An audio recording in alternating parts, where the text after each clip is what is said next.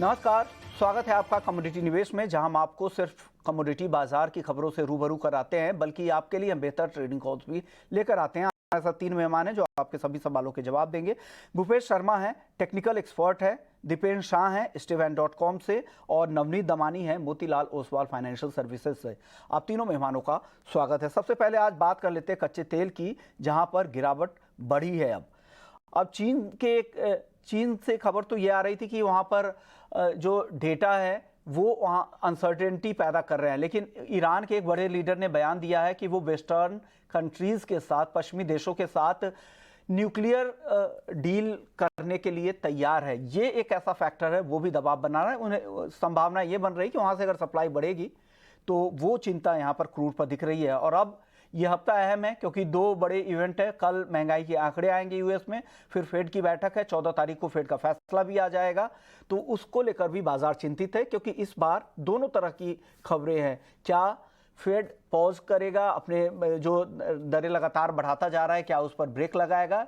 इससे 4% की बढ़ोतरी हो सकती है। नवनीत जी, क्या लग रहा है कच्चे तेल को लेकर? आप क्या सलाह देंगे? जो ट्रेडर्स आपको देख रहे हैं उनके लिए क्या सलाह है?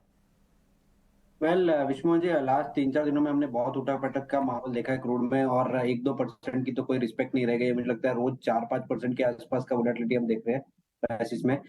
फिलहाल शॉर्ट टर्म के लिहाज से ट्रेंड वीक है, और टेक्निकल पैरामीटर्स भी वीकनेस इंडिकेट कर रहे हैं। और जहां तक ये सवाल है कि ईरान और यूएस के बीच में एक फैसला होगा और जो कि प्राइसेस को दबाव में लाए है, वो उसका खंडन उसी रात हो गया था, वेयर व्हाइट हाउस ने क्लियरली मेंशन किया था कि ऐसा कोई भी डिस्कशन या कोई भी आउटपुट अभी नहीं देखने मिल रहा है। बट प्राइसेस में ट्रेंड नेगेटिव है और वो कंटिन्यूड बेसिस पे सेल ऑन मोड में रह रहा है। मुझे लगता है छोटा मोटा पुल बैक आ सकता है 5700 के आसपास तक, बट वो एक सेलिंग अपॉर्चुनिटी रहेगा 5770 के स्टॉप लॉस से। आने वाले कुछ दिनों में आपको 5500 तक के लेवल देखने मिल सकते हैं। ओके, तो ये व्यू कच्चे तेल पर आपका है। लेकिन चलिए, हमने 2 चैट किए हैं मेटल फोकस के प्रिंसिपल कंटेंट साउथ एशिया के चिराग शेठ से और हर्षल बरौज से। उनसे जानने की हमने कोशिश की थी बुलियन मार्केट को लेकर कि क्या फेड का रुख क्या रह सकता है, क्या जिस तरह से महंगाई में अब स्टिकनेस देखने को मिल रही है, क्योंकि एक नरमी के बाद अब स्थिरता देखने को मिल रही है, तो क्या फेड का फैसला क्या रहेगा, क्योंकि फेड का फोकस महंगाई पर काफी ज्यादा है। तो फेड के फैसले और गोल्ड और सिल्वर को लेकर क्या आउटलुक है, उन्होंने क्या कहा दोनों ने, आइए सुन लेते हैं। फेड को लेकर आप लोग किस तरह की उम्मीदें लगा रखे हैं? क्या इस बार फेड ब्याज दरों को स्थिर रखेगा या फिर जुलाई की बैठक में वो ब्याज दरें वापस से बढ़ाएंगे? अब देखिए विश्व, ये चीज़ अब ज़रूर होते जा रहा है कि अगर हम बात करें तो कुछ 2-3 महीने पहले अगर आप देखते थे कि फेड की जो एक्सपेक्टेशन हो रही थी वो ये हो रही थी कि शायद इंटरेस्ट रेट कट आएंगे। मार्केट एक 1.25% के आसपास 2023 में इंटरेस्ट रेट कट को प्राइस इन कर रहा था। अब ये होते जा रहा है, अगर आप फेड फंड रेट्स देखें तो उसके अंदर ये आते जा रहा है कि शायद 60% अब ये अनुमान लगाया जा रहा है कि फेड शायद इस साइकिल में एक रेट हाइक कर सकता है। यहाँ पे जो सबसे इम्पॉर्टेंट चीज़ है वो समझनी ये ज़रूरी है कि जो इन्फ्लेशन है वो अब एक फ्लैट लाइन होते जा रहा है। यानी इन्फ्लेशन की जो दरें जो गिर रही थी पिछले 2-3 महीने में, वो अब स्लो डाउन काफ़ी हद तक स्लो हो गया है, वो फ्लैट लाइनिंग हो जा रहा है। इसका मतलब है कि इन्फ्लेशन बहुत ही ज़्यादा स्टिकी है। ऐसे सिनारियो में फेड के लिए इंटरेस्ट रेट कट करना ये बहुत ही ज़्यादा एक डेंजरस सिचुएशन हो जाएगा। इसलिए अब पॉसिबिलिटी शायद ये बनाई जा रही है कि शायद इंटरेस्ट रेट हाइक हो, या फेड अभी भी अपना जो करंट स्टांस है कि नो इंटरेस्ट रेट हाइक को मेंटेन कर सकता है। ओके, हर्षल, आपको क्या लग रहा है किस तरह के डिसीजन फेड से होंगे? देखिए, जैसे चिराग ने बताया, आई थिंक मार्केट ने लार्जली एक चीज़ तो प्राइस इन कर ली है कि शायद एक और रेट हाइक होगा, बट वहाँ से तो पॉज मोर और लेस मार्केट एक्सपेक्ट कर ही रही है। बट आई थिंक जो सबसे ज़्यादा इंपॉर्टेंट होगा अब देखना कि एक अजम्पशन था कि अगर रेट हाइक रुक गई तो नेक्स्ट जो मूव होगा वो कट का होगा, लेकिन अब कहीं ना कहीं वो मार्केट में क्वेश्चन आ गया है कि शायद पॉज हो जाए, बट नेक्स्ट मूव शायद हाइक भी हो सकती है अगर इन्फ्लेशन बहुत ज़्यादा स्टिकी रह गया, या जो रिसेशन लार्जली मार्केट्स एक्सपेक्ट कर रहे हैं आने का, अगर वो नहीं मटेरियलाइज हुआ तो शायद रेट कट इतनी जल्दी नहीं आएंगी। तो आई थिंक वो एक सरप्राइज़ जो हो सकता है मार्केट को। और फिलहाल फाइनेंशियल मार्केट्स ने लार्जली एक रिसेशन प्राइज इन किया है, rate cuts to an extent price in किया। अगर वो सेंटिमेंट अगर चेंज होने लग जाता है तो आई थिंक वो गोल्ड के लिए कहीं ना कहीं ओवर द नेक्स्ट 6 मंथ्स वो नेगेटिव हो सकता है। हालांकि जिस तरह के डेटा आ रहे हैं, मिक्स डेटा आ रहे हैं, लेबर में आप देख रहे हैं कि जॉबलेस क्लेम बढ़ रहे हैं, लेकिन जो उनके नई नौकरियां हैं, जो नए जॉब के नंबर से वो वहाँ पर अच्छी ग्रोथ देखने को मिली। तो और बाकी जो सेक्टरल डेटा है कंस्ट्रक्शन सेक्टर को, मैन्युफैक्चरिंग को लेकर, वहाँ पर भी अलग अलग तरह के डेटा आ रहे हैं। क्या लग रहा है किस तरह की चाल गोल्ड की यहाँ से हो सकती है? काफ़ी समय से एक बहुत ही छोटे दायरे में घूम रहा है, कब वापस से वो मोमेंटम आएगा, किस साइड का आएगा वो मोमेंटम? देखिए फिलहाल विश्वमन आपकी बात बहुत ही सही है कि एक बहुत ही ज़्यादा नंबर्स काफ़ी हद तक आते जा रहे हैं। हालांकि अब ये शायद ज़रूर सिचुएशन निकल कर है कि रिसेशन, एटलीस्ट डेटा ये नहीं बता रहे कि एक बहुत बड़ा रिसेशन या फाइनेंशियल क्राइसिस आएगा। ये ज़रूर मिक्स्ड रिजल्ट्स आते जा रहे हैं डेटा के, पर कहीं भी ऐसा नहीं आ रहा है कि एक फाइनेंशियल क्राइसिस या एक रिसेशन आता दिखता हुआ है। अब यहाँ पे जो सबसे बड़ी इंपॉर्टेंट चीज़ हो रही है कि फेड की एक्सपेक्टेशन क्या है, मार्केट एक्सपेक्टेशन क्या है इंटरेस्ट रेट को लेके। हमारा अभी भी मानना है, जो हम कहते आ रहे हैं, कि फेड इंटरेस्ट रेट कट नहीं करेगा। It will hold the current high rates for long, और उसका ज़रूर एक प्रेशर गोल्ड पे बना रहेगा। अब यहाँ पे ये ज़रूर देखना है कि $1930 गोल्ड कब तोड़ता है। एक बार शायद जब $1930 गोल्ड तोड़ेगा तो फिर यहाँ से और $50 से $100 की आपको और मूव देखने को नीचे में मिल सकती है। ओके, तो मूव अगर यहाँ पर कन्वर्ट करे, MCX पर अगर भाव को कन्वर्ट करे तो किस तरह के लेवल नीचे की तरफ? करेंसी का फैक्टर आप कांस्टेंट रख सकते हैं, जो भी 82 पॉइंट समथिंग का चल रहा है वो कांस्टेंट रखते हुए क्या लग रहा है MCX पर किस तरह नीचे, कितना नीचे आएगा? आप जानते हैं क्योंकि हम एक ग्लोबल ऑर्गेनाइजेशन है तो हम रुपी फोरकास्ट नहीं कर पाऊंगा, पर मैं ये ज़रूर आपको बता सकता हूँ कि शायद आप 3 से 6% का एक मूव ज़रूर देख सकते हैं। एक बार $1930 इंटरनेशनल मार्केट में टूटेगा तो ये एक ज़रूर मूव हमें देखने को मिलेगा। फिर शायद एक बार फिर से मार्केट एक कंसोलिडेशन फेज में ज़रूर जा सकता है। बट जो भी है वो अब फेड की आगे क्या रणनीति होगी उसके ऊपर मार्केट डिसाइड होगा। पे जिस तरह लोग बुलिश थे वो नंबर्स में नहीं दिख रहा है। क्या लग रहा है चांदी की चाल अब आगे कैसे ड्राइव होगी? आपने देखा भी था बेस मेटल्स भी काफ़ी गिरे, अब धीरे धीरे रिकवरी आ रही है। चांदी भी अच्छी रिकवरी दिखा रही थी इस हफ्ते, 3-4% बढ़ गई। क्या लग रहा है क्या होगा आगे चांदी में? देखिए आपने एक बहुत ही इंपॉर्टेंट बात की चाइना की। मैं एक्चुअली 3 हफ्ते पहले हांगकांग में था और वहाँ पे जब मेरी ट्रेडर से बात हुई, क्योंकि हांगकांग और चाइना एक बहुत बड़ा चांदी का मार्केट है, वहाँ से दुनिया भर में चांदी मूव होती है, तो तब लोगों ने ये ज़रूर एक कहा था कि जितनी डिमांड एक्सपेक्टेड थी उतनी नहीं आ रही है। इकोनॉमिक ग्रोथ जो हिसाब से एक्सपेक्टेड था वो नहीं आ रहा है। सो आपकी बात ये बहुत ही सही है। हमें अभी भी ये लगता है कि चांदी एक्चुअली बहुत ज़्यादा होल्ड करके रखी है। आप गोल्ड के कंपेरिजन जिस हिसाब से गोल्ड गिरे हुए हैं उससे कई ज़्यादा चांदी गिरनी चाहिए थी, पर चांदी उतनी ज़्यादा गिरी नहीं, क्योंकि जैसे आपने कहा इंडस्ट्रियल डिमांड अभी भी बहुत ज़्यादा स्ट्रांग है। हमारा मानना अभी भी है कि चांदी में भी आपको और $2 से $3 का फॉल दिखाई दे सकता है चांदी में। वो ज़रूर है कि शायद ये दोनों गोल्ड और सिल्वर, ये दोनों एक ट्रिगर के लिए वेट कर रहे हैं, और एक बार ये ट्रिगर जो फेड हो सकता है या बेटर डेटा हो सकते, उसके बाद हमें जो भी नीचे की चाल दिखाई देगी। ओके, $2 से $3 चिराग कह रहे हैं, यानी करीब करीब 10% हम मान के चले। अगर $24 के आसपास का अगर चांदी का भाव है तो 10% यहाँ से करेक्शन, यानी 74,000 MCX पर भाव है, तो हो सकता है कि 7-8 हज़ार रुपये के फॉल यहाँ पर आ जाए। क्या चांदी को लेकर आपका व्यू क्या है? नहीं, आई थिंक जैसे चिराग ने बताया, एक चीज़ चांदी की जो एक पेक्यूलैरिटी है कि वो हमेशा दोनों साइड आउट परफॉर्म करती है। तो फॉर एग्जांपल अगर मंदी भी आ रही है तो चांदी क्योंकि ज़्यादा वॉलेटाइल है, तो जब गोल्ड में बेरिश तो चांदी और ज़्यादा तेज़ी से गिरती है, और सिमिलरली जब भी गोल्ड में थोड़ी सी रिकवरी आती है तो चांदी और ज़्यादा तेज़ बाउंस बैक देती है। ये कल ही के एग्जांपल आप ले लो कि कल जब गोल्ड 1% राइज हुआ था, चांदी उससे ज़्यादा फास्ट रिकवर हुई थी। तो आई थिंक ये वॉलेटिलिटी जो है चांदी में हमेशा गोल्ड से ज़्यादा होगी। तो अगर गोल्ड में हम 4 से 5-6% की अगर डिक्लाइन एक्सपेक्ट करें तो चांदी में फिर डाउन साइड में 10% वो उस तरह से वॉलेटिलिटी एडजस्ट करके आई थिंक वो 10% डिक्लाइन आ सकता है। ओके, तो ये तो मेटल फोकस की टीम थी जो जिनका कहना था कि गोल्ड और सिल्वर में दोनों में यहाँ से एक हेल्दी करेक्शन देखने को मिल सकता है, और जो करेक्शन आएगा वो फेड डिसीजन के बाद भी आ सकता है या कुछ और डेटा का इंतजार करे, लेकिन एक करेक्शन ड्यू है, ऐसा इन दोनों का ही मानना है। इन चलिए अब कुछ सवाल जवाब का सिलसिला शुरू कर लेते हैं। कई सारे ऐसे दर्शक हैं जो गोल्ड और सिल्वर पर सबसे ज़्यादा सवाल भेजते हैं। अरुण कुमार है ग्वालियर से और अमित है नासिक से। दोनों के सवाल बिल्कुल सिमिलर हैं। अरुण ने 72,800 रुपये पे चांदी को शॉर्ट किया है और अमित ने 71,700 रुपये में शॉर्ट किया है। भूपेश जी, क्या करना चाहिए? चांदी शॉर्ट कर रखा है इन्होंने 71,700 और 72,800 के लेवल पे। दो दर्शक है, क्या सलाह देंगे इनको? जी नमस्कार सर। चांदी की बात करें तो चांदी में मुझे शॉर्ट करना अभी लगता नहीं। चार्ट के अकॉर्डिंग चार्ट के स्ट्रक्चर अभी भी पॉजिटिव बने हुए हैं। जब तक चांदी 73,200 के नीचे नहीं चलती तब तक इसमें कोई किसी प्रकार की शॉर्ट नहीं करनी चाहिए।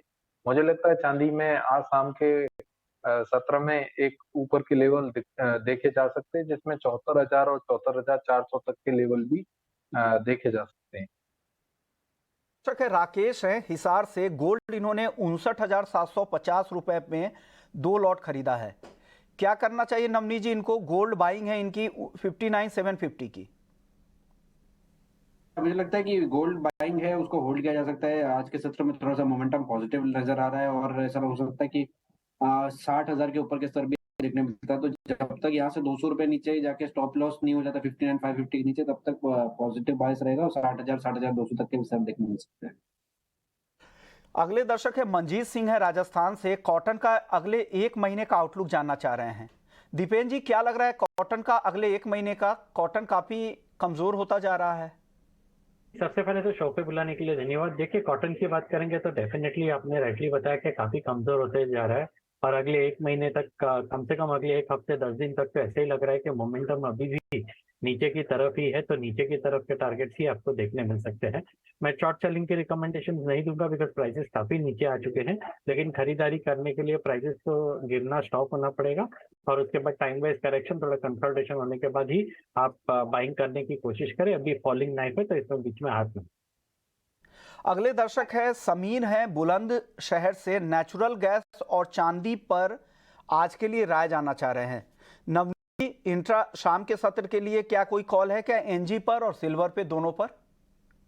वेल एनजी में एक अच्छा सा स्ट्रगल देखने मिल रहा है विश्वमन जी, जहाँ पे 182 और 192 193 ये रेंज में ट्रेडिंग होती हुई नजर आ रही है और लगभग 10 दिन हो गया ये रेंज कंटिन्यूड है। मुझे लगता है हम upper band of the range में है, यहाँ पे छोटा रिस्क लेके आप बेच सकते हैं। अगर ब्रेकआउट आ गया तो पूरा ट्रेड ही रिवर्स करना पड़ सकता है, बट अगर ब्रेकआउट नहीं आया तो फिर से आपको करेक्टिव मोड में नेचुरल गैस देखने मिल सकता है और प्राइसेस 185 183 तक फिर से नीचे आ सकती है। तो फिलहाल 190 के आसपास सेल करिए, 194 का स्टॉप लॉस रहेगा एंड नीचे में मैंने आपको लेवल ऑलरेडी बता दी। ओके। अगला सवाल भी नेचुरल गैस पे मुकेश जी का था राजस्थान से। इनके पास बाइंग की पोजीशन पड़ी हुई है 188 के लेवल पे। भूपेश जी 5 लॉट है एनजी के 188 के लेवल के, क्या करेंगे? जी, नेचुरल गैस में इन्हें 185 का स्ट्रिक्ट स्टॉप लॉस फॉलो करना चाहिए क्योंकि चार्ट का स्ट्रक्चर अभी भी पॉजिटिव है। मुझे लगता है कि मार्केट जैसे ही 191 का लेवल इस राउंड में क्रॉस करेगा तो मुझे उम्मीद है कि 196 एंड 201 के भाव देखने को मिल सकते हैं। चलिए अगले दर्शक का सवाल ले लेते हैं। अगले दर्शक है इस हफ्ते सोयाबीन का टारगेट जानना चाह रहे हैं। निक्की है राजस्थान से। क्या लग रहा है आपको दीपेन जी सोयाबीन में? देखिए, अनफॉर्चुनेटली सिर्फ एकेडमिक पर्पसेस के लिए हम बता सकते हैं बिकॉज एनजीडीएक्स पे इतना वोलेटिलिटी या वॉल्यूम नहीं है। लेकिन अगर आप सोयाबीन की बात करेंगे तो कहीं ना कहीं थोड़े प्राइसेस स्टेडी हुए हैं और हमारा मानना ऐसा है कि सोया ऑयल में जो प्राइसेस थोड़े अपटिक हुई थी वही सोयाबीन में भी इफेक्ट कर सकते हैं। प्राइसेस की बात करेंगे तो 5,650 के आसपास हम on the higher side prices को जाते हुए देख सकते हैं और नीचे 5,360 के आसपास का स्ट्रॉन्ग सप्लाई पता। ओके, चलिए बेस मेटल्स की चाल देख लेते हैं। आज बेस मेटल्स में कई सारे ऐसे काउंटर है, काफी दबाव दिखा रहे हैं। कॉपर आधा % नीचे है, जिंक आधा % नीचे है, एल्युमिनियम में भी आधे % से ज्यादा की गिरावट है। नवनीत जी शाम के लिए अगर कुछ चुनना हो इन तीनों में से ही कुछ पसंद आ रहा है आपको? वेल मुझे लगता है कि कॉपर में थोड़ी बहुत स्ट्रेंथ नीचे के लेवल से देखने मिल रही है, जहाँ पे काफी नीचे होने के बाद एक थोड़ा सा बाउंस बैक देखने मिल रहा है। कॉपर जिंक दोनों ही मुझे लगता है पॉजिटिव टेरिटरी में ट्रेड करेंगे आज के शाम के सत्र में और यहाँ पे बाय एंड डिप्स किया जा सकता है। लेवल्स की बात करें तो 718 के आसपास आप M6 पे कॉपर बाय करिए, 714 का स्टॉप रहेगा और 725 तक के भी टारगेट देखने मिल सकते। पवन है हिसार से। कॉटन सीड, ऑयल केक, धनिया और ग्वार सीड। ग्वार सीड तो आज काफी गिर भी रहा है। तीनों पर भूपेश जी बताइए क्या करना चाहिए इनको? कॉटन केक, धनिया और ग्वार सीड। जी, कॉटन केक की बात करूंगा सबसे पहले। तो कॉटन केक जुलाई वायदा अभी 2500 के दाम पर ट्रेड कर रहा है। मुझे उम्मीद है यहाँ मार्केट एक डाइवर्जेंस शो कर रहा है और मार्केट यहाँ से करंट भाव से कोई ज्यादा गिरावट नहीं दिखती। नीचे में 2470 से 480 के आसपास कहीं भी मार्केट मिलता है वहां खरीदना चाहिए 2450 का स्ट्रिक्ट स्टॉप लॉस लगाकर। मुझे उम्मीद है कि इसमें एक पुल बैक मिल सकता है जिसमें 2550 और 2580 के लेवल देखे जा सकते हैं आने वाले समय में। वहीं ग्वार सीड की बात करें तो ग्वार सीड में मार्केट अभी ओवरसोल्ड हो चुका है। काफी दिनों से इसमें सेल साइड में मार्केट चल रहा है, स्ट्रक्चर काफी नेगेटिव है, परंतु अभी हाईली ओवरसोल्ड मार्केट है। इस वजह से यहाँ से एक पुल बैक देखा जा सकता है। 5128 का ग्वार में मुझे लगता है कि अब गिरावट में 50 रुपए से ज्यादा और नहीं गिरना चाहिए मार्केट। यहाँ से पुल बैक में 5210 और 5300 तक के लेवल भी देखे जा सकते हैं। वहीं धनिये की बात करें तो धनिये में चार्ट का स्ट्रक्चर अभी भी नेगेटिव बना हुआ है। 6150 के नीचे जब तक धनिया ट्रेड कर रहा है तब तक इसमें किसी प्रकार की लेवल से दूरी बनानी चाहिए, क्योंकि मार्केट का ट्रेंड नेगेटिव है और मार्केट ओवरसोल्ड नहीं है अभी भी। तो धनिये में ट्रेंड अभी भी नेगेटिव बरकरार है।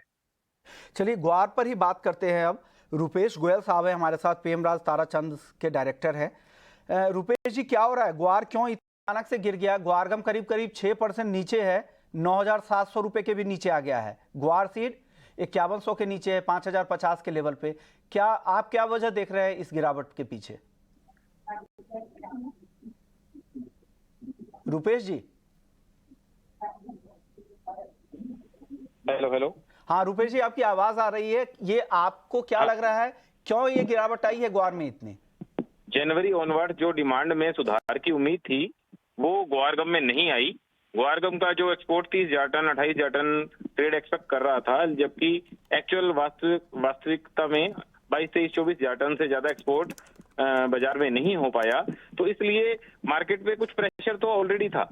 लेकिन अब जो WD की बारिशें गंगानगर हनुमानगढ़ हरियाणा में मई लास्ट में हुई थी, उस वजह से ग्वार के जो नहरी इलाकों में सोइंग जो है वो पिछले साल जैसी हो गई है।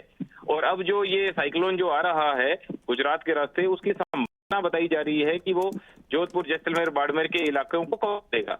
तो में जो इन्वेस्टर्स हैं जिन्होंने सीजन में ग्वार लिया था, वो मंदी के डर से इसको जो है हेज कर रहे हैं या बेच रहे हैं। इस वजह से पिछले 2 दिनों में ये 7-8% की ये मंदी, फ्रेश मंदी आई है।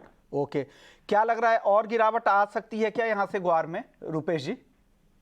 ग्वार 5,000 रुपए का जो ग्वार है वो जनरली बाउंस बैक हमेशा देता आया है। अगर हिस्ट्री इसकी देखें तो 5,000 रुपए का ग्वार हमेशा जो है अच्छा बाउंस बैक देता आया है। लेकिन अभी हमें नेक्स्ट वीक के जो साइक्लोन का जो मूवमेंट है उसको देखना चाहिए कि राजस्थान में कितनी बारिशें होती हैं, और का रास्ता चेंज भी हो सकता है। कराची साइड, ओमान साइड भी या MP साइड भी जा सकता है, क्योंकि साइक्लोन की मूवमेंट का लो प्रेशर की तरह पीक से अनुमान लगाना बड़ा मुश्किल होता है। तो अब भी 3-4 दिन इसमें वेट करना चाहिए, एक बार न्यूट्रल ट्रेड रखना चाहिए। ओके, शुक्रिया रुपेश जी, आपने वक्त निकाला हमारे लिए और दर्शकों को बताया कि ग्वार में हो सकता है। चलिए आगे बढ़ते हैं और कुछ और दर्शकों के सवाल ले लेते हैं। उससे पहले दीपेन जी, आपका भी एक व्यू ग्वार पर मैं लेना चाहूंगा। आपको क्या लग रहा है, ग्वार क्या 5,000 के साइकोलॉजिकल लेवल के नीचे ग्वार सीड नहीं आएगा क्या? देखिए, अगर हम चार्टिकली बात करें तो ऐसा लग रहा है इस बार के एक बार ग्वार सीड 5,000 के नीचे जा सकता है। लेकिन हम मोमेंटम का अभाव देख रहे हैं। कहने का मतलब ये है कि जो आपको अभी गिरावट दिख रही है उसमें वॉल्यूम काफी कम है। पिछले 2 सेशन में हमने थोड़ी गिरावट देखी है, लेकिन वॉल्यूम काफी कम है। तो चार्टिकली जो स्ट्रक्चर है वो बाइंग ऑन डिप्स का ही लग रहा है। तो अगर आपको 4,900 4,950 के आसपास कोई भी भाव मिलते हैं तो वहां पे आपको ग्वार सीड में थोड़ा समय अपने ट्रेड को दे, लेकिन बाइंग करके ही चलना चाहिए। अब मॉनसून की भी बात कर लेते हैं। जैसा रुपेश जी भी कह रहे थे कि मॉनसून जैसे जैसे प्रोग्रेस कर रहा है, आगे बढ़ रहा है, वैसे से यहाँ पर ग्वार की कीमतों पर दबाव बना रहा है। लेकिन अब खबर आपको बता दें कि चक्रवाती तूफान जो है बिपरजॉय, उसको लेकर चिंता बढ़ गई। अब ये गुजरात के कोस्टल बेल्ट की तरफ बढ़ गया है और वहाँ पर जो हवाएं हैं वो काफ़ी तेज़ है। यही नहीं, मुंबई और केरल से भी जो रिपोर्ट आ रही है, यहाँ के जो तटीय इलाके से, वहाँ पर भी हवाओं की रफ्तार काफ़ी तेज़ होती चली जा रही है। ये एक चिंता की बात है। हालांकि मौसम विभाग की तरफ से कहा गया है कि 2 से 3 दिन की और दिक्कतें हैं, उसके बाद ये पाकिस्तान की तरफ बढ़ जाएगा। और PM मोदी ने एक अहम बैठक भी की। इसमें गृह मंत्रालय, NDRF और सेना के अधिकारी की मौजूदगी में तैयारियों की पूरी समीक्षा की गई। वहीं SDRF की टीम ने गुजरात के तटीय इलाकों से लोगों को हटाने का काम भी शुरू कर दिया है। साइक्लोन बिपरजॉय एक एक्सट्रीमली सीवियर साइक्लोन स्टॉर्म जैसे ईस्ट सेंट्रल अरेबियन सी और इसका आसपास जो नॉर्थ ईस्ट अरेबियन सी वहाँ केंद्रीभूत है। पोरबंदर से लगभग 300 किलोमीटर दूरी पे दक्षिण पश्चिम हिस्सा में ये केंद्रीभूत है। ये धीरे धीरे लगभग 5 किलोमीटर प्रति घंटा स्पीड में उत्तर की दिशा में बढ़ रहा है और ये 14 तारीख सुबह तक ये उत्तर दिशा में चलेगा आसपास। इसके बाद इसका दिशा परिवर्तन होगा और वीक भी धीरे धीरे थोड़ा होगा, और एक वेरी सीवियर साइक्लोन स्टॉर्म जैसे with wind speed of 125 to 135 km/h, gusting to 150 km/h, Saurashtra Kutch coast और इसके आसपास पाकिस्तान कोस्ट को हिट करेगा 15 तारीख नून के आसपास। तो ये कुछ अपडेट मॉनसून को लेकर, लेकिन हालांकि मॉनसून के प्रोग्रेस को लेकर कुछ रिपोर्ट ये आ रही है कि मॉनसून कर्नाटक, तमिलनाडु, केरल, कुछ नॉर्थ ईस्ट के कुछ एरिया है कि कई आगे के हिस्सों में भी अब मॉनसून की एंट्री हो रही है, और मौसम विभाग को लगता है कि 17 जून तक सेंट्रल इंडिया में मॉनसून की एंट्री हो जाएगी और 14-15 जून के बाद से मॉनसून की रफ्तार और भी तेज हो सकती है, क्योंकि कोई भी अरबियन सी में जो भी साइक्लोन होता है तो वो मॉइस्चर्स को एब्जॉर्ब कर लेता है, जिस वजह से रेनफॉल की एक्टिविटीज़ कम हो जाती है, और जो विंड के लिए जो मॉनसून के लिए जो हवाएं चाहिए उसकी गति पर भी निगेटिव असर डालती है। और यही वजह है कि मॉनसून में देरी हुई थी बिपरजॉय तूफान की वजह से, लेकिन 14 जून के बाद से मौसम विभाग को लगता है कि स्थिति बेहतर होगी और मॉनसून की रफ्तार तेजी पकड़ सकती है। चलिए आगे बढ़ते हैं और वापस से सवाल जवाब का सिलसिला शुरू करते हैं। हमारे तीनों मेहमान बने हुए हैं। गोविंद हैं अगले दर्शक हमारे साथ वाईजैक से, चांदी और लेड लॉन्ग टर्म के लिए खरीदना चाह रहे हैं। नवनीत जी, चांदी लंबे अवधि के लिए क्या लग रहा है आपको? लंबी अवधि के लिए क्या करना चाहिए, क्या टारगेट देख रहे हैं लंबी अवधि में चांदी में? और लेड में भी बता दीजिएगा, लगता है पोजिशनल ट्रेडर होंगे या कारोबारी होंगे? लेड और चांदी दोनों पर आपका व्यू चाहिए। चांदी से शुरुआत करते। चांदी में हमने देखा है कि करीब करीब 78,500 जाके लगभग 17,000 तक प्राइसेस आए और वहां से थोड़ा बाउंस बैक करके 73,000 के आसपास चल रहे हैं। मेरा मानना ये है कि एक नीजर रिएक्शन या एक डिप प्राइसेस में और देखने मिल सकता है। वो 1500 रुपए का होगा कि 2,500 रुपए का होगा, ये कहना थोड़ा सा डिफिकल्ट है, बट बाय ऑन डिप की स्ट्रेटेजी रखनी चाहिए। इवेंचुअली मुझे लगता है कि 82 से 85,000 तक के स्तर आपको चांदी में देखने मिल सकते हैं अगले 1 से 2 साल के अंदर। रहा सवाल लेड का, तो हमने देखा है कि काफी उठापटक हुई पूरे मेटल्स कॉम्प्लेक्स में, बट लेड पूरी तरह से इम्यून रहा, ना तेजी की उसने ना मंदी की है। तो कहीं ना कहीं फंडामेंटल जो है वो बहुत मिक्स्ड और बहुत बैलेंस से है, जिसकी वजह से आने वाले समय में मुझे नहीं लगता कि लेड में बहुत भारी भरकम आपको कुछ वॉलेटिलिटी या तेजी देखने मिलेगी। तो मेरे हिसाब से अगर डिप आए अगर साइजेबल तो बाय कर लिया जाना चाहिए, बट ओवरऑल इसमें विजा विज लेड मैं अगर प्रेफर करूंगा तो एल्यूमिनियम, जिंक या कॉपर, इन तीनों में से कुछ प्रेफर करूंगा। ओके, यानी लेड एक दायरे में ही रहेगा, तो बहुत ज़्यादा एक्शन की उम्मीद नहीं कर रहे हैं, तो उसमें जिंक एल्युमिनियम ज़्यादा प्रेफर करेंगे लेड की बजाय। और चांदी 1-2 क्वार्टर में नवनीत जी को लगता है कि 82,000 से 85,000 रुपए तक भी जा सकती है। अगले दर्शक हमारे साथ रुपेश कुमार हैं बिहार से। नेचुरल गैस इन्होंने सेल किया है 188 रुपये 10 पैसे में। क्या लग रहा है आपको भूपेश जी, ये इनकी पोजीशन सही है कि क्या बने रहें अपने सेल पोजीशन के साथ? इनके सेल भाव के आसपास ही है? जी, जैसा मैंने अभी कहा कि चार्ट का स्ट्रक्चर अभी भी पॉजिटिव बना हुआ है। 184 के ऊपर मार्केट जब तक ट्रेड कर रहा है, इसमें कोई विशेष मंदी नहीं देखने को मिलेगी।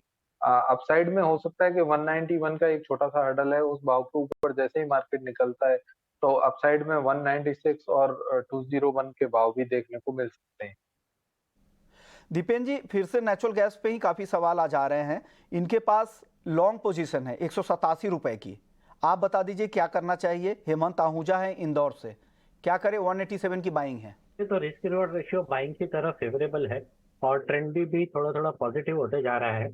लेकिन मेरे इतने सालों के एक्सपीरियंस में नेचुरल गैस में आप वोलेटिलिटी को सहन करने की क्षमता रखें तो ही आप नेचुरल गैस में ट्रेड करें। तो ये नेचुरल गैस ऐसा है कमोडिटी है कि नीचे में 184, 185 भी उसी सेशन में दिखा सकता है और ऊपर में 192 भी उसी सेशन में दिखा सकता है। लेकिन ट्रेंड के हिसाब से बात करें और रिस्क रिवॉर्ड रेशियो के हिसाब से बात करें तो बाइंग की तरफ का ही ट्रेड सही ट्रेड है। लेकिन ऑफकोर्स 178 का स्टॉप लॉसेस रखें और नेचुरल गैस अभी ऑप्शंस भी अवेलेबल है, मिनी कॉन्ट्रैक्ट भी अवेलेबल है। तो अगर आप थोड़ा रिस्क कम करना चाहते हैं तो ये दो ऑप्शन या ये दो तरीके से भी आप इंस्ट्रूमेंट को यूज करेंगे। ओके, चलिए फटाफट से कुछ सवाल ले लेते हैं, काफी दर्शक के सवाल रह जाएंगे। नवनीत जी, आपके ही नाम वाले एक दर्शक है, नवनीत है, जीरापुर से आपके फॉलोअर है, पूछ रहे हैं कि आप ही से सवाल पूछे। कॉपर और जिंक में जाना चाह रहे हैं, क्या करना चाहिए इनको? ट्रेडर हैं। थोड़ी देर पहले बताया, मुझे लगता है बायस थोड़ा सा पॉजिटिव ही है और दोनों ही मेटल में आज के और अगले 1-2 सत्र में आपको पॉजिटिव मोमेंटम देखने मिल सकता है। बाय करने की स्ट्रेटेजी रहेगी। कॉपर को 716 718 के आसपास आप बाय कर सकते हैं। 714 का स्टॉप लगाइए, 725 के टारगेट देखने मिल सकते हैं। और रहा सवाल जिंक का, तो 213-14 की रेंज में आप जिंक भी बाय कर सकते हैं। 220-224 तक के स्तर आपको इवेंचुअली देखने मिल सकते हैं जिंक में कंफर्टेबली।